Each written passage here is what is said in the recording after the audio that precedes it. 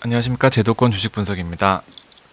요새 서두에 자꾸 말이 길어지는데 그래도 제 방송 들어주시는 분들, 재밌다고 해주시는 분들 너무 감사드립니다.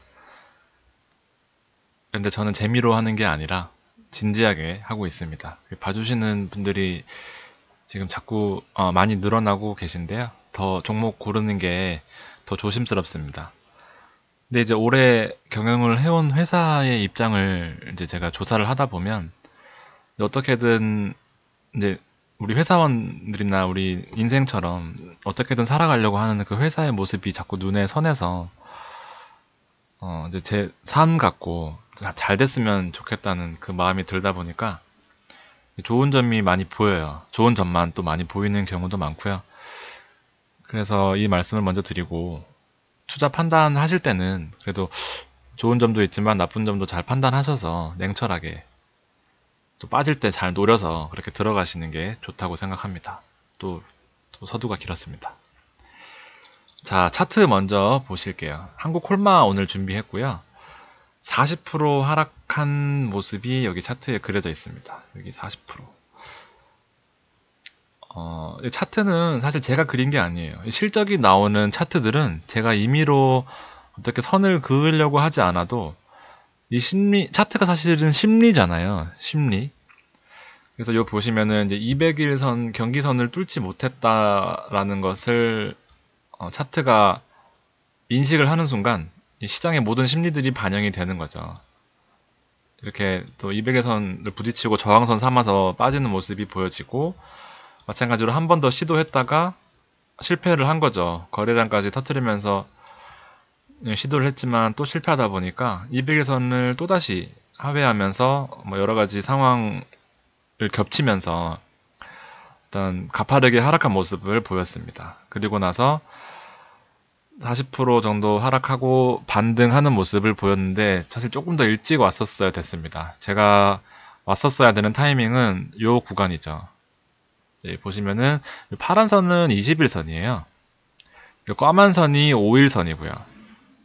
그랬더니 여기 보시면 21선과 5일선이 겹쳐져 있는 요 구간에서 까만 선이 5일선이 21선을 하향 돌파하면서 단기 데드크로스 나오면서 주가가 많이 폭락한 모습이고 어쨌든 바닥권에서 이중 바닥을 그려낸 다음에 반등을 했는데 요 신호를 제가 이 종목을 늦게 봤어요. 그래서 할까 안 할까 하다가 마찬가지로 요 구간이 또 있습니다.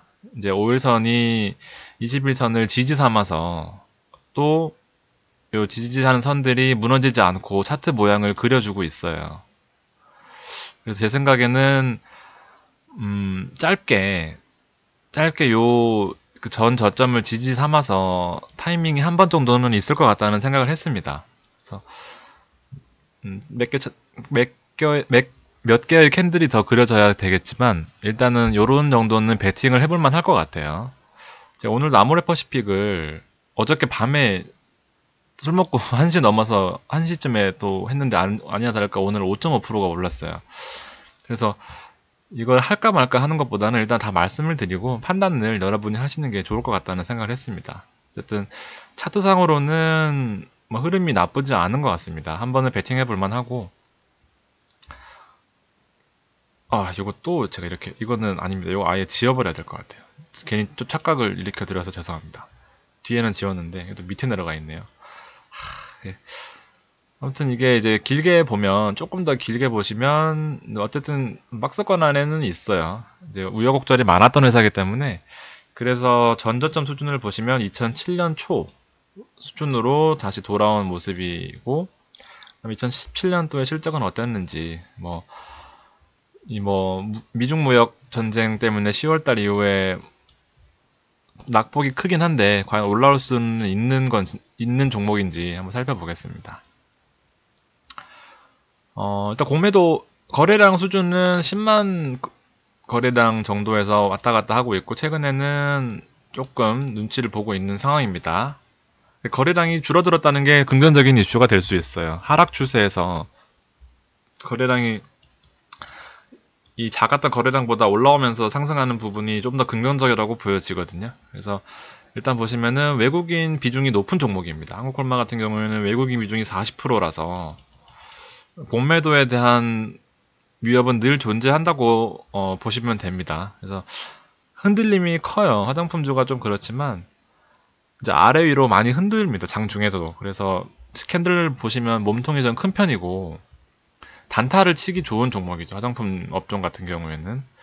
이제 그럼에도 불구하고 어쨌든 기관이 꾸준하게 매수세가 유지되고 있다는 점이 주가를 받치고 있는 그런 긍정적인 요소로 해석할 수 있을 것 같습니다. 최근에 들어온 공매도 이 물량 같은 경우에는 뭐 크게 신경 안 쓰셔도 될 것 같습니다. 거래량이 뭐 늘면서 한 것도 아니고요. 예, 뭐 무난한 수준으로 해석하면 될 것 같고요. 대차 잔고가 상당히 많이 감소한 모습입니다. 이제 이렇게 보시면은 대차 잔고랑 파란색의 종가랑은 한국콜마의 종가랑은 크게 상관관계가 없는 것 같아요. 어쨌든 대차 잔고가 감소하고 있다라는 부분은 좋게 평가할 수 있을 것 같습니다. 자, 죄송합니다. 한국콜마 요약이에요. 이거 다시 하려면은 또 힘드니까 제가 요거는 한번 양해를 좀 부탁드리겠습니다. 주의하겠습니다. 자, 이 회사 같은 경우에는 2012년 10월에 한국콜마홀딩스가 인적 분할을 했습니다. 그래서 화장품 사업 부문과 제약 사업 부문이 인적 분할하여 설립한 회사죠. 그래서 국내 유명 브랜드에 대부분 납품되고 있다.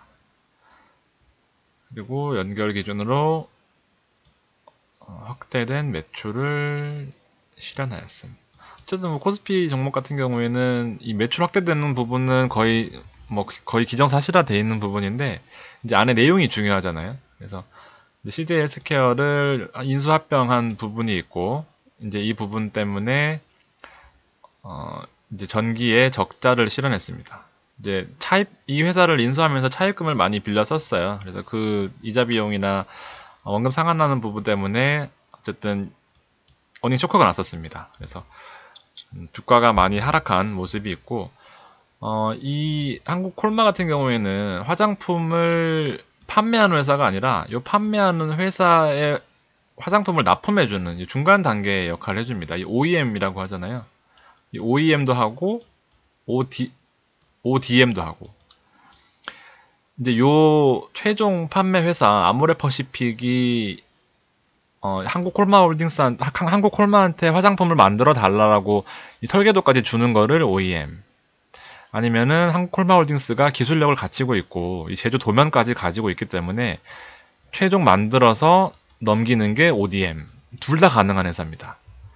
그러니까는 판매를 하기보다는 판매 쪽에 집중을 하기보다는 제조 쪽에 집중을 해서 최종 판매 아모레퍼시픽 LG 생활건강에 최종 판매할 수 있는 제품을 넘기는 그 역할을 하는 게 한국콜마다 이렇게 보시면 될 것 같습니다. 그래서 유명 브랜드에 대부분 납품을 하고 있습니다. 그래서 이 콜마의 이 매출 구조는 화장품 제약 쪽의 ODM이 말씀드렸다시피 제조 기술을 가지고 화장품의 최종 단계까지 만들어서 판매사에 넘기는 거, 판권 전까지 넘기는 요 매출의 구조가 이렇게 차지하고 있고, 그다음에 CJ 헬스케어를 인수하면서 이제 제약 쪽의 ODM도 매출 구조의 일부분을 차지하고 있습니다. 그래서 화장품 비율이 상당히 높고 제약 부분, 그다음 중국 부분과 이제 미주 쪽에도 매출 구성을 하고 있구나 이렇게 보시면 될 것 같고요. 실적도 18년보다 19년이 증가할 거라고 KB증권에서 예측을 했고 시장에 대한 컨센서스, 시장 전체 평균으로 봐서도 증가할 수 있다. 영업이익도 큰 폭으로 증가할 수 있다. 이렇게 전망을 하고 있습니다. 그래서 이 사업 구조가 방금 말씀드렸던 이 ODM, OEM, 그리고 CMO는 제약 쪽의 ODM이라고 보시면 됩니다. 여기 있네요. 제약 쪽의 ODM이라고 보시면 되고 의약품을 생산해서 제약사에 납품을 하기 위해서 이 CJ 헬스케어를 인수를 한 겁니다. CJ 헬스케어를 인수를 해서 이제 기업들 판매에서 기업에서 커스터머까지. 그래서 요 헛개수하고 또 뭐더라?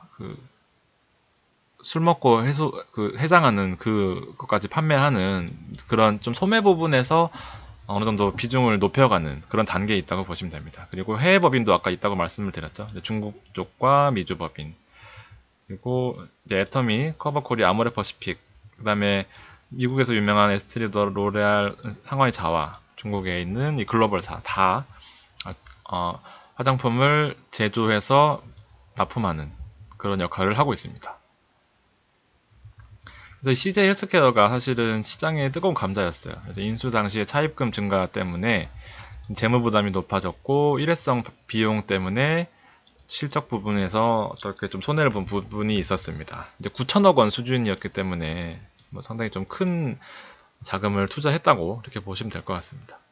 그래서 이제 이 본격적인 이 매출이 여기 투자했던 그 매출이 2019년에 본격적으로 나올 예정입니다. 그래서 매출액 기선, 매출 및 이익 개선에 기여할 수 있는 부분, 그 다음에 이제 차입금을 화장품, 그 다음에 CJ 헬스케어에서 판매된 매출액으로 이익금, 차입금을 상환할 수 있는 부분, 그리고 CJ 헬스케어까지 상장할 수 있는 가능성이 있다, 이렇게 보시면 될 것 같아요.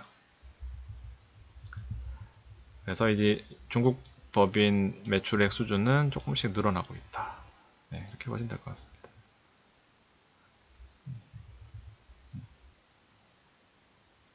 2017년까지는 어떤 크게 눈에 띄는 부분이 없었는데 2018년에 이제 무석이라는 법인을 통해서 실적을 내고 있다, 이렇게 보시면 되고요. 중국 법인으로 이제 북경과 무석을 보유하고 있는 겁니다. 그래서 북경 콜마의 주요 고객사는 로컬 업체로 전체 매출의 80%였는데 이제부터 무석에서도 10월부터 가동 중입니다. 그래서 이제 무석은 매스 제품, 사실은 요새 이 화장품 업종 자체가 워낙 이 매스 쪽으로 다 집중이 되어 있다 보니까 프리미엄 라인으로 해서 판매하는 쪽이 매출에 대한 이익이 더 많이 남는 그런 구조가 있어요. 그래서 이제 프리미엄 라인을 기본으로 비중을 높여두고 이제 매스 제품 위주로도 시장의 다양화를 노리는 그런 역할을 하려고 하고 있습니다. 그래서 뭐 기술력과 공격적인 영업을 바탕으로 적극적으로 대응할 계획이다.